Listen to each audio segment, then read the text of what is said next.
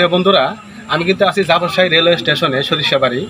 তো আমি এই স্টেশনটা একটা লক্ষ্য করলাম যে দেখেন বৃষ্টির যে অবস্থা, এখানে কিন্তু আসলে স্টেশনে কোনো ছাউনি নাই। ছাউনি না থাকার কারণে এই স্টেশনে প্রত্যেকটা যাত্রী কিন্তু ভোগান্বিত হচ্ছে।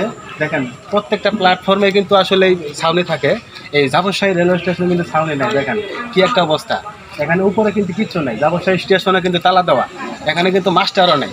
খুবই ভোগান্তি। দেখেন আমি যাত্রী করে দেখাইতেছি, যাত্রীরা দেখেন একদম কিন্তু লোকাচুরি মতো আছে। দেখেন আমি দেখাই, দেখেন এই যে যাত্রীরা কিন্তু একদম লুকাচুরি অবস্থা। এখানে কিন্তু পুরো যাত্রীরা কিন্তু ভোগান্বিত আছে।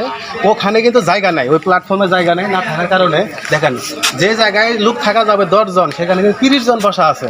এই প্ল্যাটফর্মে যাবতশাহী রেলওয়ে স্টেশনে এই ছাউনির অভাবে এবং লাইটিংয়ের অভাবে এবং মাস্টার নাই, এই 2-3টা জিনিসের অভাবে মানুষের কিন্তু পুরো ভোগান্বিত। এটা কিন্তু সরকারি আসলেই ক্ষতি হচ্ছে। সেটা হচ্ছে কেউ কিন্তু টিকিট সংগ্রহ করতে পারে না। লোকাল ট্রেন যে আছে এখানে মাস্টার না থাকার কারণে তারা টিকিটও সংগ্রহ করতে পারে না। যাত্রীদের কিন্তু ছাউনি না থাকার কারণে এদেরও কিন্তু ভোগান্বিত। তা আমি আসলে আবদার জানাবো, আবেদন করব যে তাড়াতাড়ি যেন ছাউনি এবং লাইটিং এবং কি টিকিট মাস্টার এইগুলা যেন আসলে ব্যবস্থা করা হয়।